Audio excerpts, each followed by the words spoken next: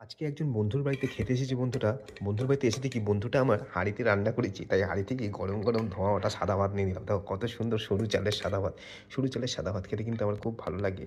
সাদা ভাতের পাশাপাশি বন্ধু রান্না করেছেন কি সুন্দর একটি বারবিকিউ স্যালাড। স্যালাডটা তাড়াতাড়ি করে নিয়ে নিই কারণ স্যালাড স্বাস্থ্যের জন্য খুবই ভালো। এখানেই শেষ নয়, বিভিন্ন রকম শীতকালীন সবজিগুলো ভাজা এর একটি আইটেম রান্না করেছেন। তোমাদের সবজি ভাজা খেতে কেমন লাগে ভালো অবশ্যই কিন্তু বলবে। এখানে রয়েছে আলু, গাজর, বরবটি, শিম এবং কাঁচা লঙ্কা।